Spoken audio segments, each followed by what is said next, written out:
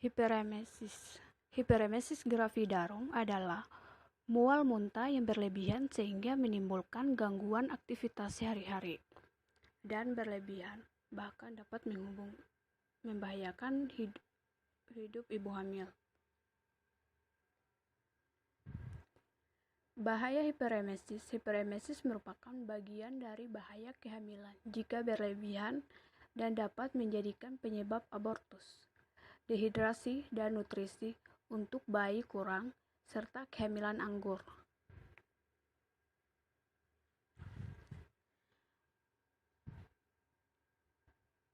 Tahukah Anda?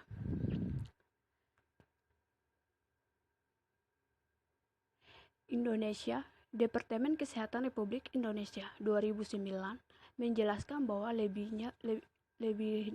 dari 80% wanita hamil di Indonesia mengalami mual dan muntah yang berlebihan.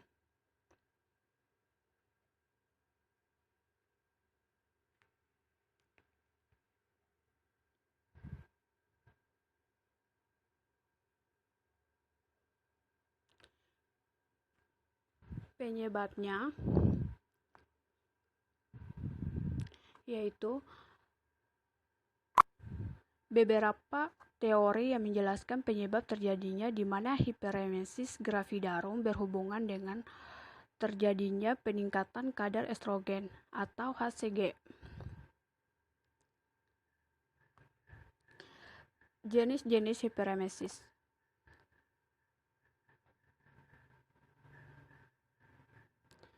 1. Hiperemesis tipe 1, hiperemesis tipe 2, hiperemesis tipe 3, dan hiperemesis tipe 4. Gejala-gejala hiperemesis yaitu seperti gambar yang ada di sini.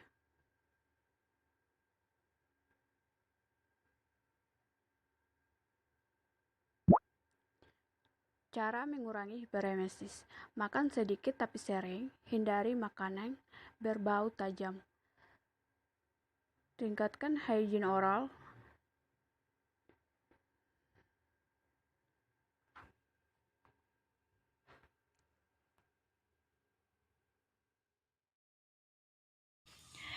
Apa sih yang dimaksud dengan preeklamsia? Preeklamsia merupakan kondisi peningkatan tekanan darah disertai dengan adanya protein dalam urin. Kondisi ini sering terjadi setelah usia kehamilan lebih dari 20 minggu. Tahukah Anda, berdasarkan Profil Kesehatan Indonesia tahun 2007, angka kematian ibu atau yang biasa disebut dengan AKI pada tahun 2015 adalah sebanyak 305 dari 100.000 kelahiran hidup. Waspadai gejala dari preeklamsia. Gejala utama dari preeklamsia ialah tekanan darah tinggi, lebih dari 140/90 mmHg, adanya protein dalam urin, sakit kepala yang hebat, pandangan kabur, sesak nafas, nyeri perut bagian atas, serta mual yang berlebih. Penyebab pasti dari preeklamsia belum diketahui, namun terdapat beberapa faktor resiko atau keadaan yang membuat seseorang lebih rentan terkena preeklamsia. Keadaan ini meliputi kehamilan pertama, kehamilan di atas usia 40 tahun atau kurang dari 20 tahun, obesitas atau kelebihan berat badan, pernah mengalami hipertensi atau preeklamsia pada kehamilan sebelumnya, kelainan autoimun seperti artritis. Preeklamsia jika tidak ditangani dengan baik akan mengarah pada komplikasi, di antaranya eklamsia atau kejang saat hamil, sindrom HELLP atau sindrom rusaknya sel darah merah, serta bisa terjadinya lepasnya plasenta sebelum waktunya lahir.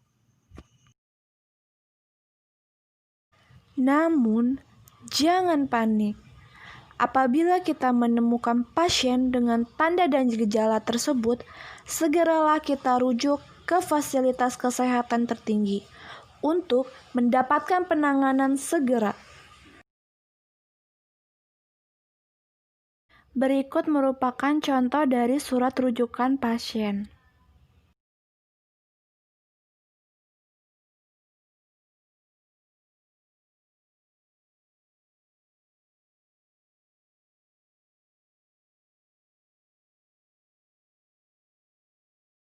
Inilah sistem rujukan untuk pasien antenatal care.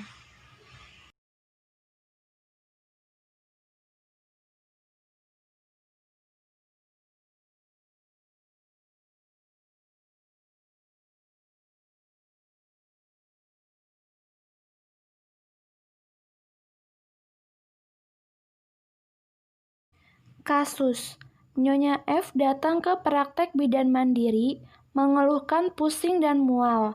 Setelah dilakukan pemeriksaan, tekanan darah 190/120 mmHg, berat badan 65 kg, DJJ 148 kali per menit, TFU 25 cm, kaki odema positif. Bidan melakukan rujukan ke rumah sakit untuk penanganan segera preeklamsia. Berikut penanganan preeklamsia di rumah sakit sebagai berikut.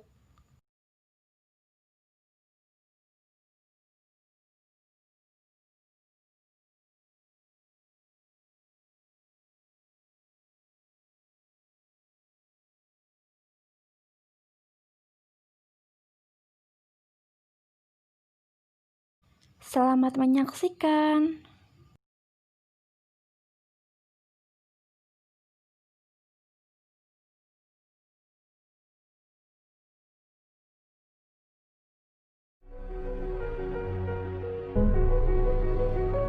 Tekanan darah tinggi pada ibu hamil sangat berbahaya, maka jangan disepelekan. Resiko pada ibu hamil dengan tekanan darah tinggi membahayakan bagi ibu dan janinnya. Ibu dapat mengalami kejang, penurunan kesadaran, pendarahan, sampai dengan kematian. Pada janinnya berpengaruh pada gerakan janin berkurang sampai dengan kematian dalam kandungan. Adik, mana tuh kopinya? Cepatlah, ini Mas mau berangkat sudah. Oh iya, terima kasih ya sayang ya. Aduh Mas, kepalaku pusing sekali Ya, sejak kenapa tadi sayang? malam. Nggak apa-apa, itu bawaan si Orok adik, si Maimunah itu. Hah? Siapa Maimunah? Hah? Siapa? Siapa Sahabat Maimunah? saya. Maksud Mas, itu si Orok itu namanya si Maimunah. Oh, nanti kalau adek pusing, adek Bagaimana? mau minta izin ya Mas ya, mau ke tempat Iya, tenang saja. Nanti Mas antarlah sampai ke sana ya. Nggak usah aja, bisa jalan Nggak boleh, itu tandanya Mas sayang sama adik ya.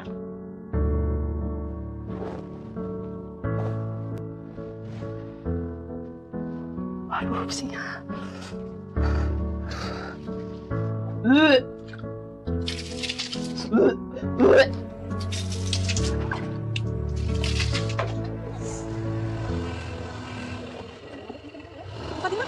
Iya, Bu Bidan, kebetulan saya Bu. Pulangnya berapa hari sekali? 1 minggu sekali.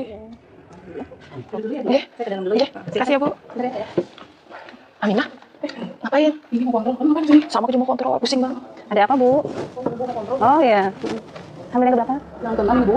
Waduh, kok sudah 6 kali hamil ya, Ibu? Nggak pakai KB, Bu? Ini Bapak Ibu sering lupa kalau pakai sarung. Gimana pakai sarungnya? Diajarkan dokter itu pasang di jari gitu. Bukan seperti itu. Ini saya ada contoh peraga ya, Pak ya. Nah, sarungnya seperti ini, benar? Ya betul Bu yang ini. Cuma cara masuknya di tangan. Iya. Ya, benar aja Bapak ibunya hamil terus. Maaf, ini kita saya.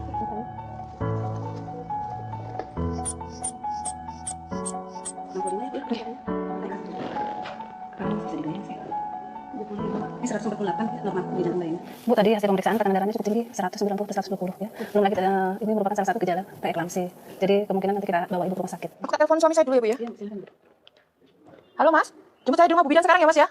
Ya Mas ya. Mas lagi di mana sih? Aku di sini. Ih, Mas ini kemana aja dari tadi? Ini nah, preeklamsi. Jadi, Pak, ibunya ini kemungkinan mengalami preeklamsi. Kalau sementara ibu pemain bola istri saya ini. Jadi Pak, preeklamsi itu adalah suatu komplikasi pada kehamilan ya. Jadi sebaiknya nanti istri Bapak dibawa ke rumah sakit. Pak. Sakit harus rumah sakit. Ya, dibawa ke rumah sakit. Nanti saya buatkan rujukannya, Pak. Alamatnya jalan apa ini, Bu? Jalan Musta'lim. Jalan Musta'lim. Oh, Jalan Haji Musta'lim. Iya. Yang ini 1 kali sehari sudah makan ya. Dan ini rujukannya, rujukan sama buku kayaknya nanti dibawa kalau Ibu kontrol ke rumah sakit ya. Ya. Aja. Hati-hati ya, Bu ya. Pagi dokter. Oh, selamat pagi, Mbak. Dengan Mbak Fatimah? Oh iya. Nah, ini rujukan dari bidan Rima ya? Iya, benar dokter. Rujukan dengan preeklamsia. Ini tekanan darah tinggi ada keluhannya nggak? Sering mual, muntah. Ya. Ada pusing? Pusingnya dari sini dok sampai ke belakang. Baik belakang. Mbak sudah pernah USG sebelumnya? Belum pernah. Karena pentingnya USG itu untuk mengetahui kehamilannya itu di dalam rahim atau di luar rahim. Jadi USG itu tidak hanya mengetahui posisi bayi gimana, tapi untuk men-screening ya, biar ibu dan bayinya sehat. Dengerin suara tadi nasihat dokter ya. Iya mas. Ya, ayo kita periksa. Kemana? Dokternya ini nah. Oh iya. Oh ya kak, yuk mari silakan. Jangan takut, alatnya tidak berbahaya. Ini radiasinya aman buat ibu dan bayi, ya. Siap. Ini taksiran berat janinnya 830 gram ya. Ya Pak? Gimana buatan bayi? Nah, ini gaya bayinya, ini jenis janinnya ya Pak ya, jenis kelaminnya. Nah, laki-laki Pak jenis kelaminnya Pak. Nah, ini kelihatan matanya Pak, baru kelihatan matanya. Mukanya belum. Kayak bapaknya deh. Air ketubannya agak sedikit berkurang ya, banyak minum air putih ya. Nanti kontrol tiap 1 bulan sekali ya. Evaluasi ya.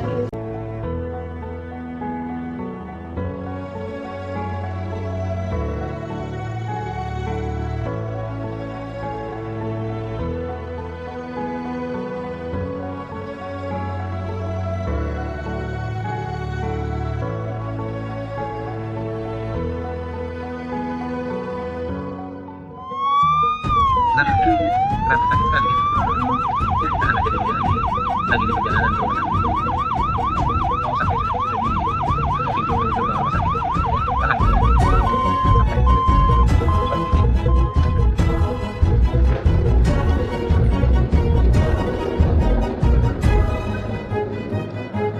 Dan nama ibu siapa?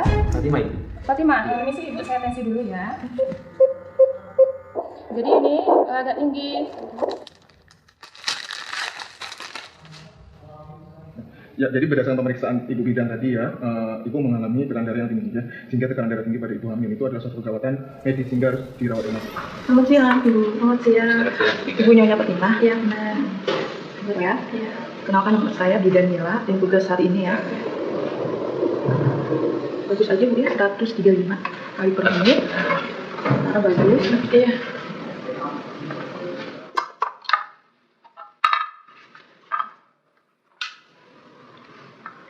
Masih tinggi, 180.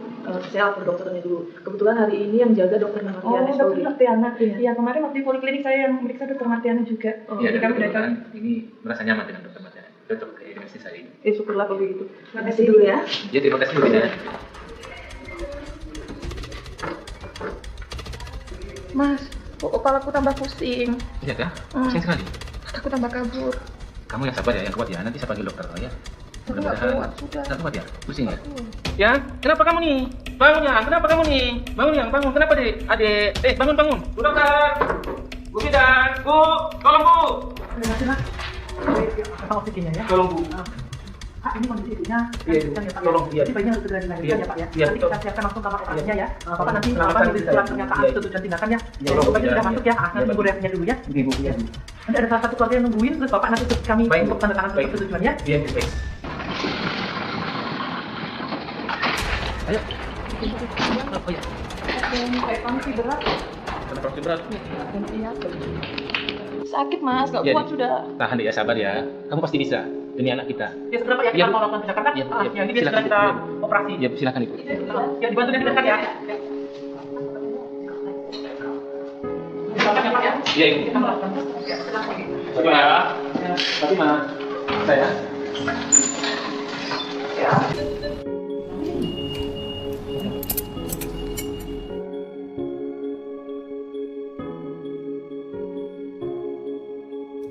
Tolong. Ibu ya. Ya.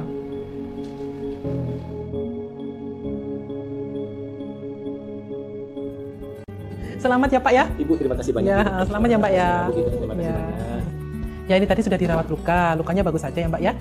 Terus nanti dilepas selang infusnya, hari ini boleh pulang. Ya di rumah tetap pantang makan, dikurangi makan yang asin-asin, santan, gorengan. Ya nanti tensinya tetap tinggi sekitar usia kehamilan habis melahirkan 3 bulan ya. Nanti jangan lupa. Iya, nanti habis itu nanti dikasih surat kontrol dari Mbaknya untuk kontrol ke poliklinik ya. Ya. Ya. Terima kasih Bu Dokter sekali lagi. Ya, Bu Dokter ya. Terima kasih banyak. Selamat ya.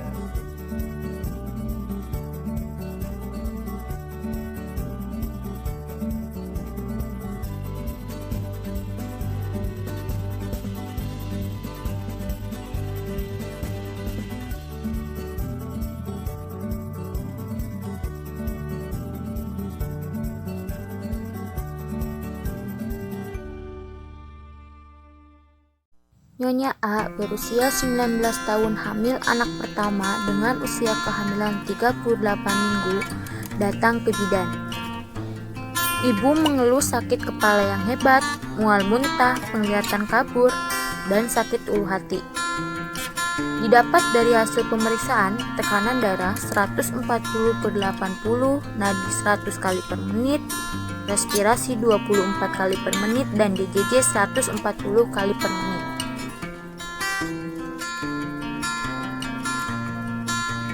Masuk ke materi. Di sini ada penjelasan tentang hipertensi.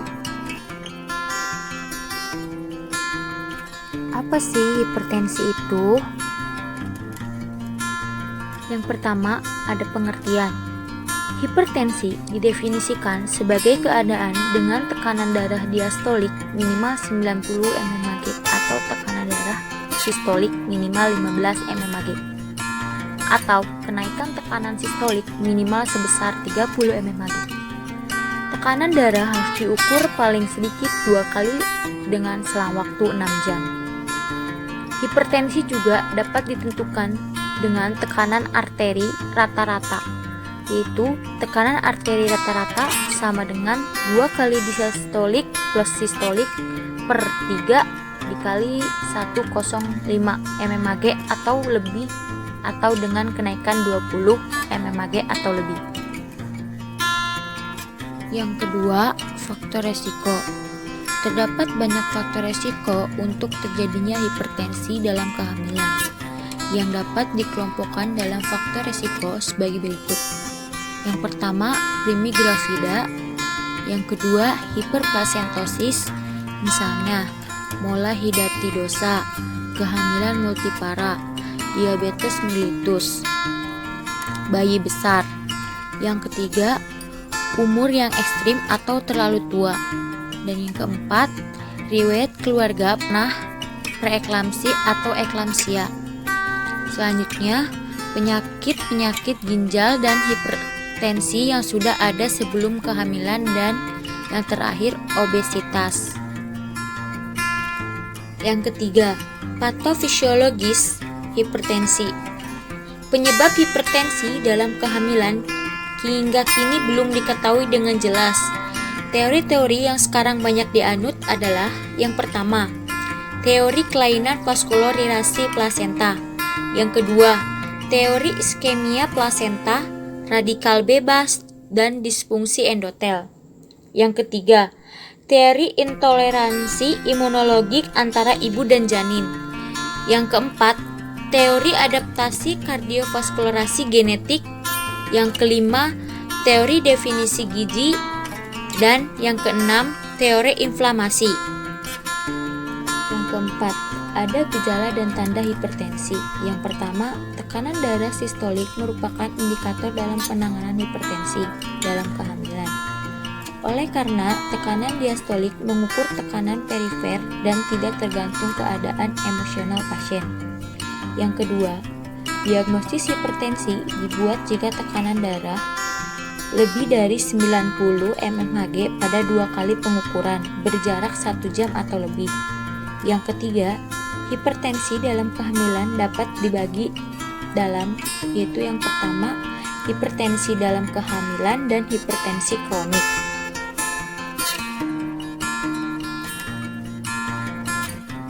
Yang kelima, klasifikasi hipertensi dalam kehamilan. Yang pertama, hipertensi karena kehamilan lebih sering pada primi gravida, Patologi telah terjadi akibat implantasi sehingga timbul iskemia plasenta yang diikuti sindrom inflamasi. Risiko meningkat pada yang pertama, masa plasenta besar atau pada gemeli, penyakit trombolas, diabetes mellitus, insomunitas rhesus, faktor herediter, masalah vaskuler. Selanjutnya, hipertensi dalam kehamilan. Yang pertama, hipertensi tanpa protein urin atau edema. Yang kedua, preeklamsi ringan. Yang ketiga, preeklamsi berat. Yang keempat, eklamsi. Hipertensi karena kehamilan dan preeklamsi ringan sering ditemukan tanpa gejala, kecuali peningkatan tekanan darah. Progesis menjadi lebih buruk dengan terdapat protein urea. Edema tidak lagi menjadi suatu tanda sali untuk preeklamsia. Selanjutnya, preeklamsia berat didiagnosis pada kasus dengan salah satu gejala berikut. Yang pertama, tekanan diastolik lebih dari 110. Yang kedua, protein urea lebih dari 2. Yang ketiga, oliguria kurang dari 400 ml per 24 jam. Yang keempat, edema paru atau napas sesak sianosis. Yang kelima, nyeri daerah sphigotorium atau kuadran atas bawah. Yang keenam, gangguan penglihatan. Yang ketujuh, nyeri kepala hebat. Yang kedelapan, gangguan mata. Yang kesembilan, koagulasi. Yang ke-10, pertumbuhan janin terhambat. Lalu ada otak dan jantung, yaitu gagal jantung. Lalu yang ke-6 ada penanganan umum. Yang pertama, segera rawat. Yang kedua, lakukan penilaian klinik terhadap keadaan sambil mencari riwayat penyakit sekarang dan terdahulu dari pasien atau keluarga. Jika pasien tidak bernapas, segera bebaskan jalan napas. Beri O2 dengan masker, intubasi jika perlu, dan jika pasien tidak sadar atau koma, bebaskan jalan napas, beri pada satu sisi, ukur suhu, periksa apakah ada kaku-kaku atau tidak.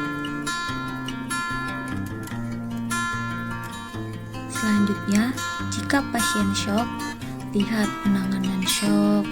Jika ada pendarahan, lihat penanganan pendarahan. Jika pasien mengalami kejang, baringkan pada satu sisi, tempat tidur arah kepala ditinggikan sedikit untuk mengurangi kemungkinan aspirasi sekret, muntah, atau darah. Bebaskan jalan napas. Pasang spatula lidah untuk menghindari tergigitnya lidah. Fiksasi untuk menghindari jatuhnya pasien dari tempat tidur. Selanjutnya yang ke-7, di sini ada cara pencegahan hipertensi. Yang pertama itu pembatasan kalori, cairan, dan diet rendah garam tidak dapat mencegah hipertensi karena kehamilan, malah dapat membahayakan janin. Yang kedua, manfaat aspirin, kalsium, dan lain-lainnya dalam mencegah hipertensi karena kehamilan belum terbukti. Yang ketiga, yang lebih perlu adalah deteksi dini dan penanganan cepat-tepat dalam rencana pendidikan keluarga. Libatkan suami, orang tua, dan lain-lain. Yang keempat, pemasukan cairan terlalu banyak mengakibatkan edema paru. Dan yang terakhir, ke-8. Di sini juga ada dampak hipertensi kronik pada ibu dan janin. Yang pertama, dampak pada ibu, misalnya solusio plasenta. Yang kedua, suprioposed preeklamsi, oliguria, gangguan ginjal. Dan yang kedua, dampak bagi janin. Yang pertama, fetal growth ration. Yang kedua, intrauterine growth ration atau IGR. Yang ketiga, peningkatan persalinan prosteron. Lanjutan dari kasus, karena hasil pemeriksaan terdapat keluhan dan hasil pemeriksaan fisik tekanan darah tinggi, maka bidan melakukan rujukan ke rumah sakit untuk menghindari pendarahan saat persalinan nanti. Alur rujukan Nyonya A, pertama dia di ANC di bidan, kemudian bidan merujuk ke rumah sakit tipe A karena pasien mengalami kegawat daruratan.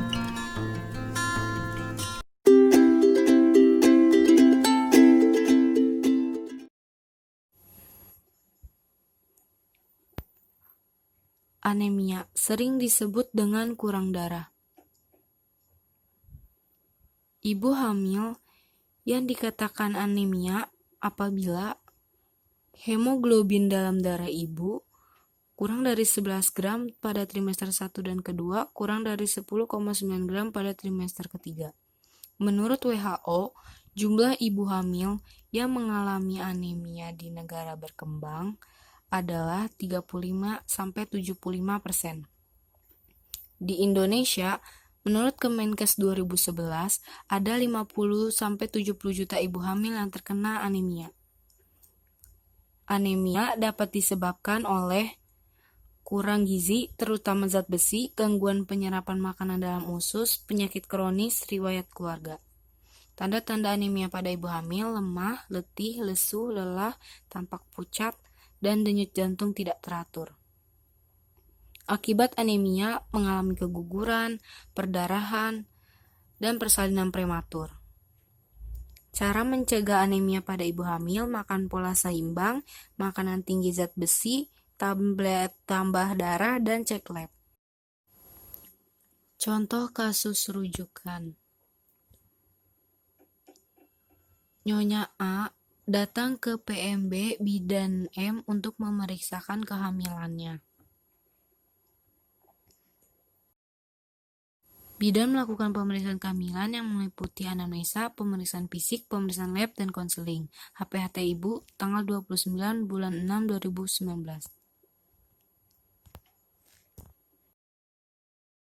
Ibu mengeluh lemah, pusing, mata berkunang-kunang, dan mudah capek. Pemeriksaan fisik: tekanan darah 100/60 pada mata, konjungtiva pucat, sklera putih, dan pemeriksaan labnya 6 gram. Bidan melakukan konseling, yaitu memberitahu ibu bahwa ibu mengalami anemia berat, memberitahu ibu bahwa ibu akan dirujuk ke RS untuk persalinannya.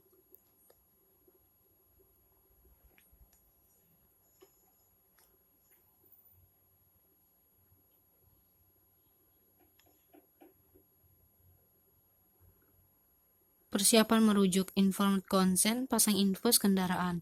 Bidan melakukan rujukan ke RS Ponek untuk mendapatkan pelayanan persalinan.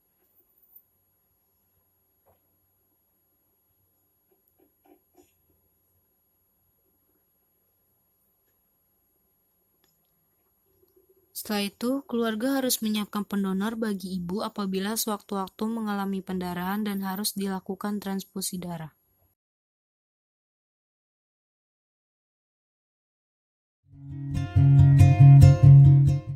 Ibu hamil dengan hepatitis. Hepatitis adalah peradangan hati yang disebabkan infeksi virus. Selain itu, dari kebiasaan minum beralkohol, autoimun, serta zat racun atau obat-obatan tertentu. Hepatitis dikategorikan dalam beberapa golongan, diantaranya hepatitis A, B, C, D, E, dan G. Kali ini kita akan membahas hepatitis B yang sering terjadi pada ibu hamil. Hepatitis B merupakan penyakit menular berbahaya yang disebabkan virus hepatitis B. Kasus dapat berlanjut menjadi kanker hati yang menyebabkan peradangan hati akut atau menahun. Tanda dan gejala: demam, sakit perut, sklera kuning, kulit seluruh tubuh tampak kuning, nyeri sendi, bengkak perut kanan atas, dan air seni berwarna teh. Periksa ke tenaga kesehatan jika Anda menemui tanda tersebut.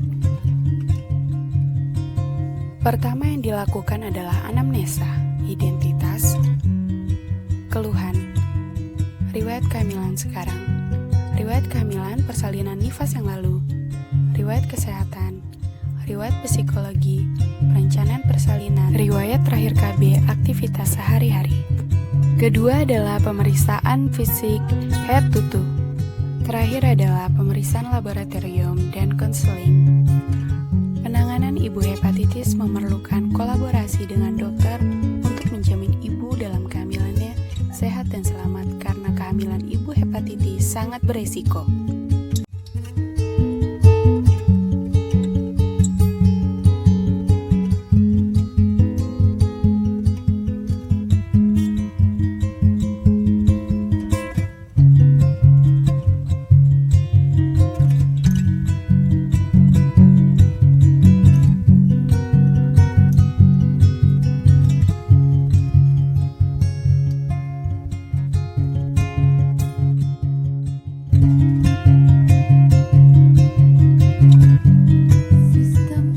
Rujukan ibu hamil dengan HIV.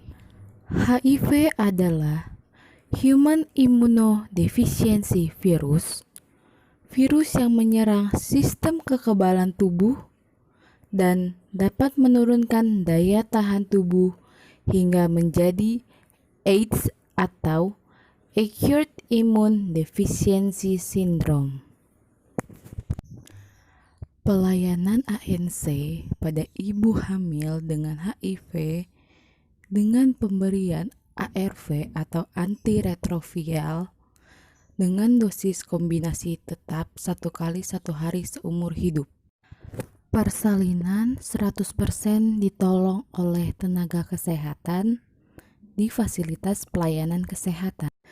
Penanganan anak dari ibu HIV diberikan profilaksi antiretroviral atau ARV dalam 6-12 jam pertama dan paling lambat 72 jam sampai 6 minggu. Hasilnya, bayi dari ibu positif HIV 95-100% hasilnya negatif. 1. Tahap akses terbuka.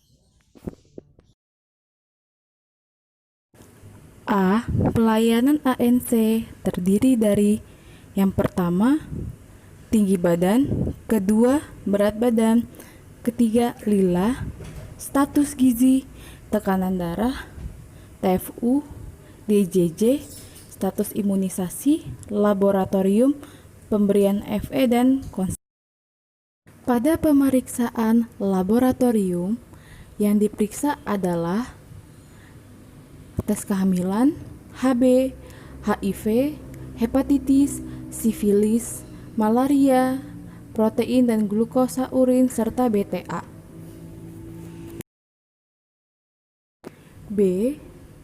Peningkatan kualitas pelayanan ANC. C. Peningkatan kualitas dan kuantitas pelayanan. D. Peningkatan dan penyediaan layanan logistik dan tes HIV. E. Peningkatan standar, akreditas, pendampingan, dan kebijakan fasilitas kesehatan. F. Pencatatan, pelaporan, dan surveillance dalam sistem informasi menggunakan NIK atau KTP. Tahap preeliminasi. A. Mencatat pengurangan ibu HIV dengan 1. Pengisian kohort ANC.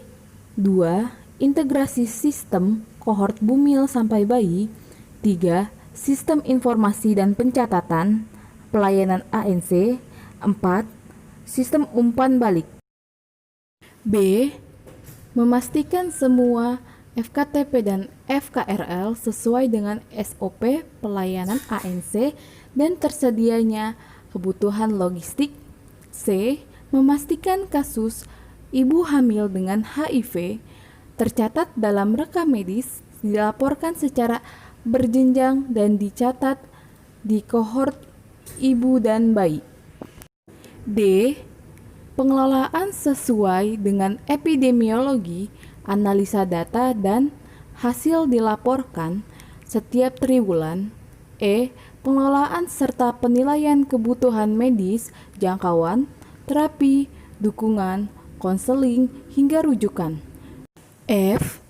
Terdapat bukti implementasi kohort ibu dan bayi serta keluarga yang tercatat juga di rekam medis dan mendapatkan pelayanan sesuai standar.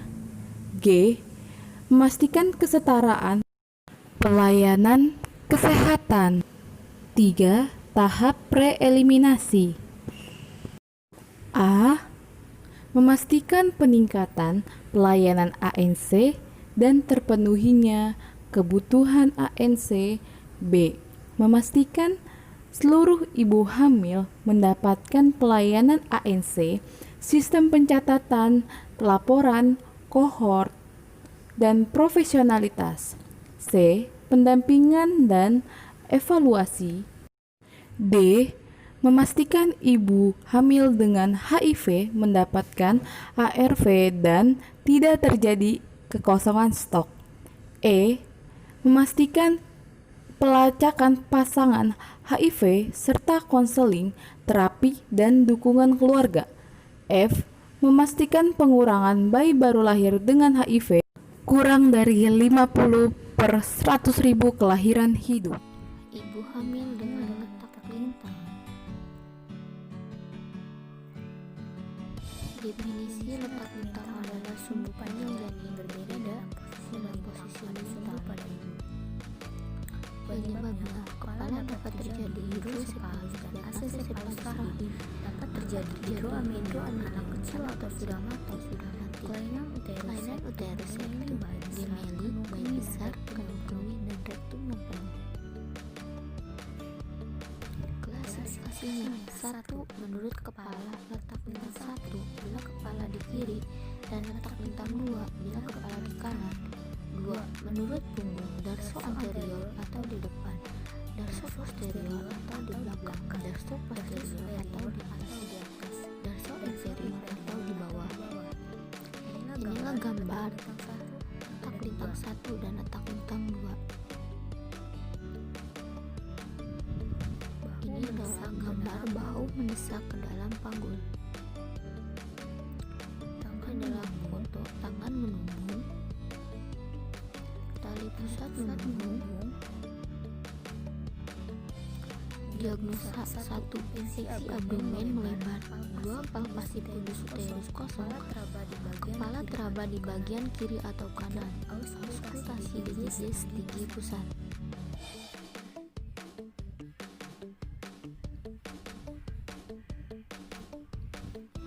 Pada kehamilan, primi usia kehamilan kurang dari 28 minggu dianjurkan posisi lutut di dada. Jika lebih dari 28 minggu dilakukan versi luar.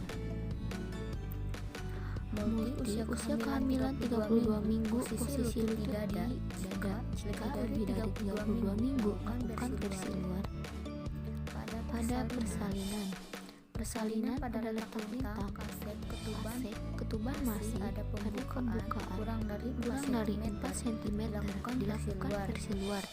Jika lebih dari 4 cm pada janin, hidup dilakukan SC. Namun jika pada janin mati, tunggu sampai pembukaan. Halo teman-teman, video ini membahas mengenai ibu hamil dengan plasenta previa. Jangan lupa tonton sampai habis ya.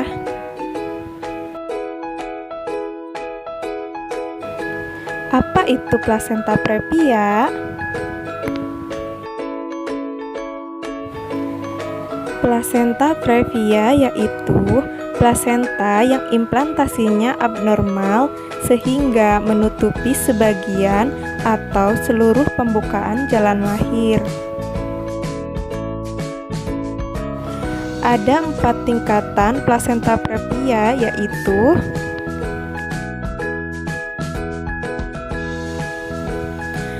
plasenta previa komplit atau totalis, previa parsial atau lateralis, previa marginalis, dan previa longling atau letak rendah. Previa totalis yaitu plasentanya menutupi seluruh permukaan jalan lahir.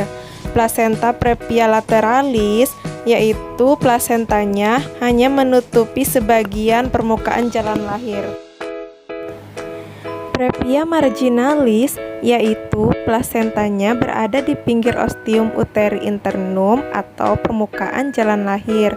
Sedangkan plasenta previa letak rendah, plasentanya tertanam di segmen bawah uterus, sehingga tepi plasenta sebenarnya tidak mencapai ostium uteri internum, tetapi berada di dekatnya. Etiologinya yaitu 1. Endometrium yang inferior. 2. Korpus luteum yang bereaksi lambat. 3. Vaskularisasi yang kurang pada desi 2 sehingga terjadi atrofi atau peradangan. Yang keempat, perluasan plasenta. Tanda dan gejala klinis. 1. Perdarahan pada usia kehamilan lebih dari 20 minggu. 2. Tidak ada nyeri. 3. Warna darah merah segar. 4. Perdarahan bisa sedikit atau banyak. 5. Perdarahan berulang biasanya lebih banyak dari sebelumnya. 6. Perut terabat tidak tegang. 7. Penurunan bagian janin terendah belum masuk PAP.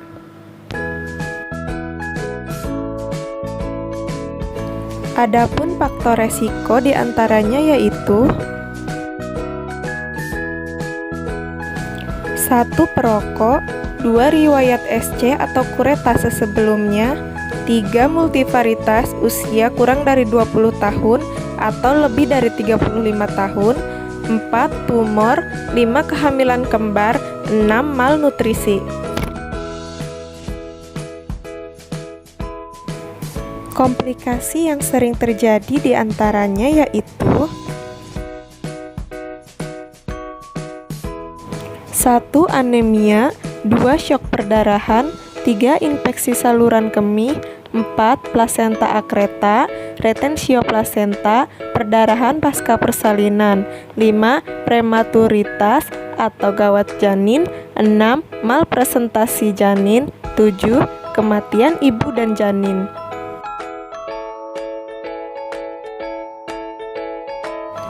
Penata laksanaannya yaitu 1. Tegakkan diagnosa meliputi anamnesa, pemeriksaan fisik, USG, PDMO atau periksa dalam di meja operasi.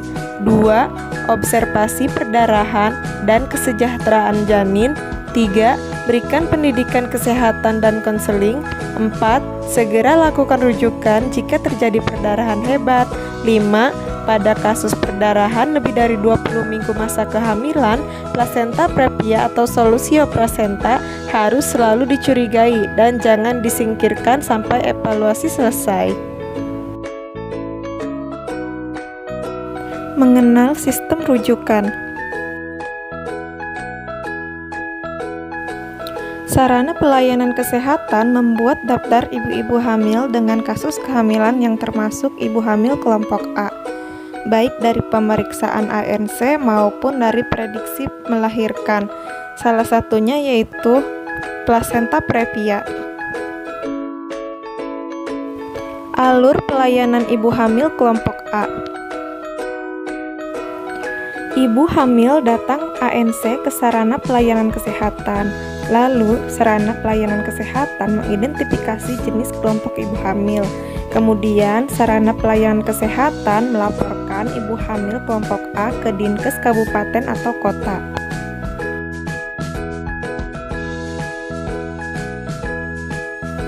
Dinkes menerima laporan dan berkoordinasi dengan rumah sakit.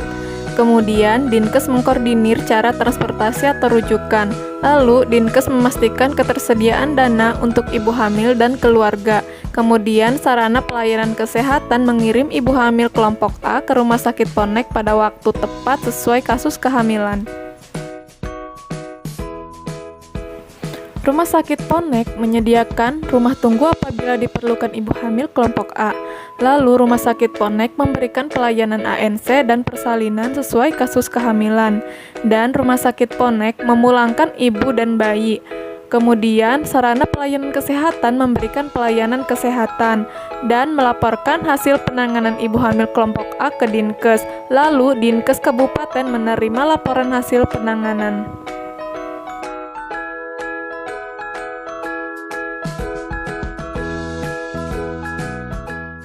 Sistem rujukan ibu dengan solusio plasenta. Sebelumnya, kalian tahu nggak sih apa itu solusio plasenta? Jadi, solusio plasenta adalah kondisi ketika sebagian atau seluruh plasenta terpisah dari dinding rahim bagian dalam sebelum waktunya melahirkan. Sebagian akibatnya, asupan nutrisi dan oksigen pada janin terhambat, dan pendarahan juga dapat terjadi kepada ibu. Tanda gejala dari solusio plasenta. Yang pertama, munculnya pendarahan pada vagina. Yang kedua, nyeri pada area perut ibu atau abdominal sampai bagian pinggul. Ketiga, kontraksi pada rahim secara terus-menerus. Keempat, munculnya gawat janin atau fetal distress yang ditandai dengan detak jantung janin yang tidak normal. Penyebabnya belum pasti ditemukan, tetapi bisa terjadi juga pada ibu usia lebih dari 40 tahun, mempunyai riwayat solusio plasenta, trauma, pernah jatuh atau kecelakaan yang menyebabkan perut ibu terbentur, ibu dengan diabetes, ibu yang mengonsumsi obat-obatan seperti kokain selama kehamilan, ibu yang mengandung bayi kembar, dan adanya infeksi pada cairan ketuban. Diagnosa solusio plasenta: yang pertama, pemeriksaan fisik. Yang kedua, tes darah dan urin untuk melihat pendarahan di area vagina. Yang ketiga, pemeriksaan dalam vagina dan serviks menggunakan spekulum. Yang keempat, pemeriksaan USG guna melihat kondisi rahim dan lokasi pendarahannya. Yang kelima, melakukan pemeriksaan detak jantung janin. Adapun komplikasi yang terjadi kepada ibu, yang pertama, kehilangan banyak darah sehingga membutuhkan transportasi darah. 2. Mengalami syok akibat kehilangan darah. 3. Mengalami gagal ginjal dan organ lainnya. Yang keempat, mengalami masalah pembekuan darah. Yang kelima, menyebabkan kematian pada ibu.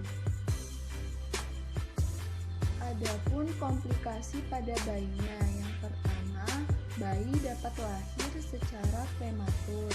Kedua, tidak mendapatkan oksigen yang cukup.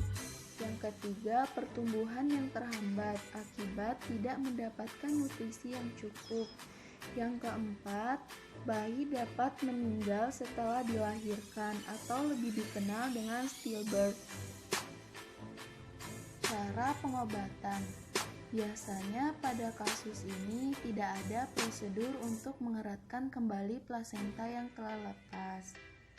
Akan tetapi dapat dilihat dari tingkat keparahan kondisinya, seperti jumlah pendarahan, tempat terlepasnya plasenta, dan usia kehamilannya.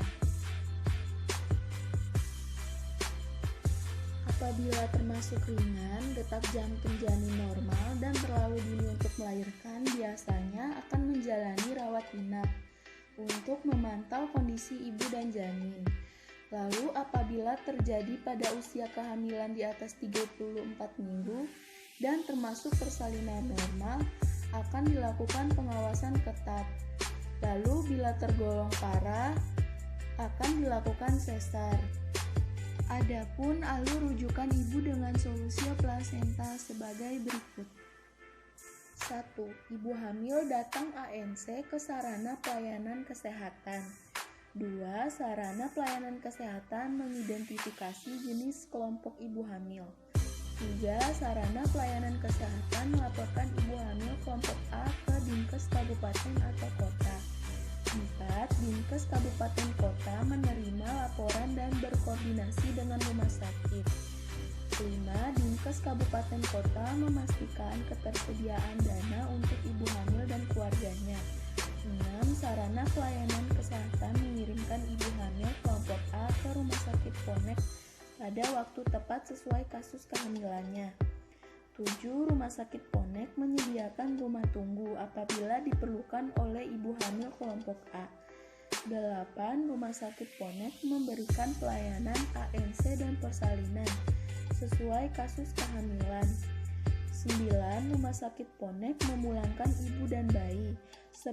Sarana pelayanan kesehatan memberikan pelayanan kesehatan lanjutan bila perlu.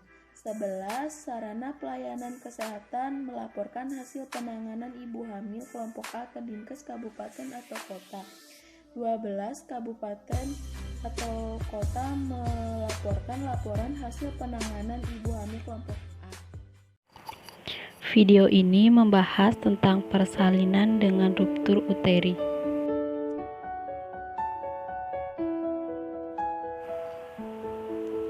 Definisi ruptur uteri, robekan dinding rahim uterus pada saat kehamilan atau dalam persalinan dengan atau tanpa robeknya peritoneum.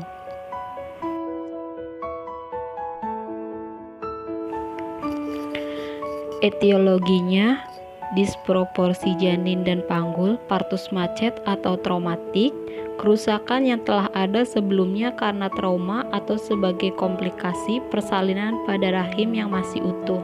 Persalinan lama yang mengeluh nyeri hebat pada perut bawah diikuti dengan syok dan perdarahan pervaginam serta pasien beresiko tinggi. Klasifikasi secara teori robekan rahim. Spontan karena dinding rahim lemah seperti pada luka SC, luka myonuklesi, hipoplasia uteri. Dinding rahim baik tapi ruptur terjadi karena bagian depan tidak maju, misalnya pada panggul sempit kelainan letak. Violen karena trauma kecelakaan karena pertolongan versi dan ekstraksi serta ekspresi. Secara praktis pembagian sebagai berikut. Robekan spontan pada rahim yang utuh, robekan violen, robekan bekas luka section.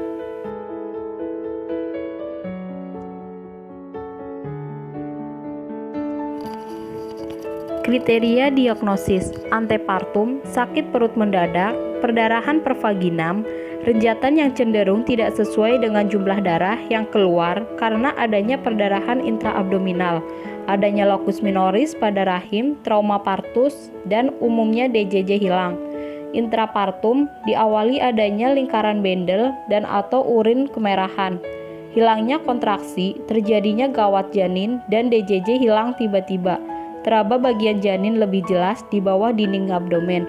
Pembukaan lengkap menjadi tidak lengkap. Bagian rendah janin menjadi lebih tinggi. Penata laksanaan kasus ruptur uteri. 1. Rujuk fasilitas perawatan lanjut seperti rumah sakit. 2. Selama merujuk, pasang cairan infus RL 500 ml. 3. Siapkan pendonor darah. Ibu hamil dengan sungsang. Apa itu sungsang? Letak sungsang merupakan keadaan di mana janin kepala di fundus uteri dan bokong berada di bagian bawah capum uteri. Faktor bayi sungsang. Yang pertama, volume air ketuban. Yang kedua, kehamilan bayi kembar. Yang ketiga, plasenta previa. Yang keempat, adanya kelainan atau komplikasi. Ibu hamil datang ke rumah bidan untuk melakukan proses persalinan. Dari hasil pemeriksaan ibu pembukaan 9 dan bayi sungsang.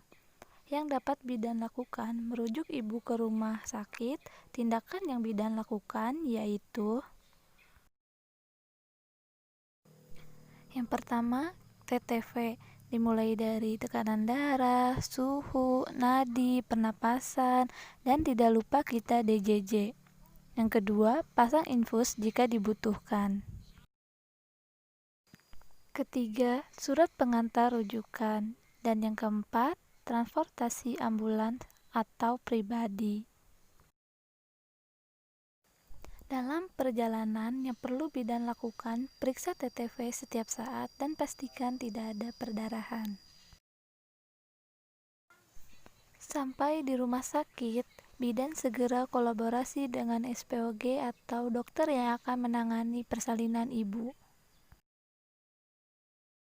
Apakah bayi sungsang bisa lahir normal? Pada bayi letak sungsang bisa lahir normal dengan catatan bayi tidak terlalu besar, panggul ibu tidak sempit, plasenta dalam keadaan baik, dan ibu siap untuk melahirkan normal. Ciri-ciri ketuban pecah.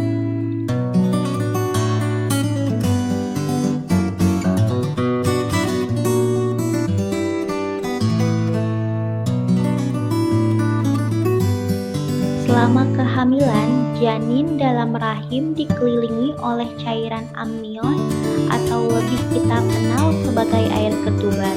Namun ada kondisi tertentu yang menyebabkan selaput air ketuban pecah sehingga cairan ini mengalir keluar sebelum waktunya. Mengetahui ciri-ciri ketuban yang keluar atau merembes sebelum waktunya sangatlah penting.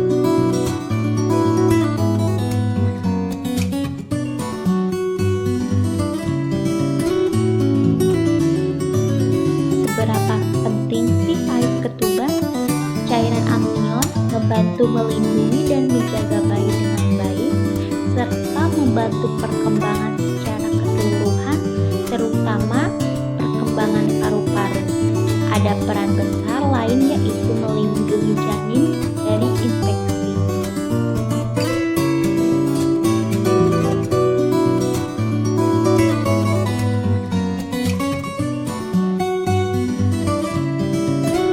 Ciri-ciri air ketuban pecah atau bocor, cairan encer seperti air, umumnya tidak berbau, terus menetes atau mengalir tanpa bisa ditahan, pakaian dalam atau panty liner sering diganti karena kebocoran stabil, cairan sebagai besar jenis bisa disertai warna sedikit putih atau kemerahan.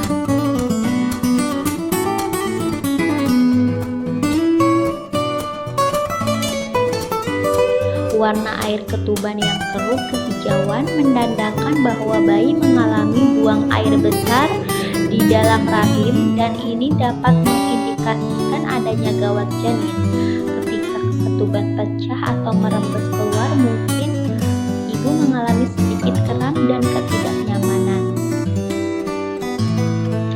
Yang bukan ciri-ciri air ketuban pecah: berbau pesing seperti urin, cairan kental seperti lendir, keluar cairan secara tiba-tiba dengan gerakan tendangan bayi, keluar cair hanya sedikit, tidak berkelanjutan, berwarna kekuningan seperti urin.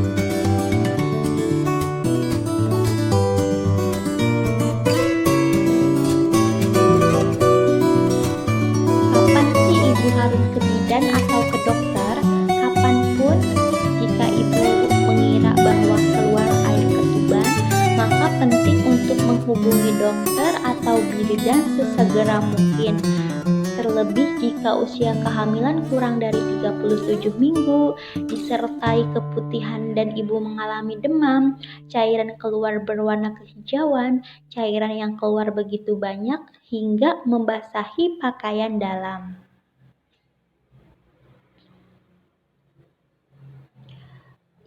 Kenapa selaput ketuban bisa pecah? Riwayat Prof sebelumnya, infeksi di serviks, rahim atau vagina, ketegangan pada kantong cairan amnion yang timbul dari bayi kembar atau bayi besar, diet yang buruk, pola hidup prenatal yang buruk seperti penyalahgunaan alkohol, narkoba, merokok, dan cacat perkembangan rahim, infeksi bakteri. Bahaya selaput air ketuban pecah: ibu mengalami komplikasi yang mungkin terjadi ketika terlambat ditangani. Keluar air ketuban pada trimester pertama dan kedua dapat menyebabkan keguguran, menyebabkan masalah pada perkembangan organ tubuh bayi, infeksi karena ada salah satu sistem pertahanan yang telah rusak.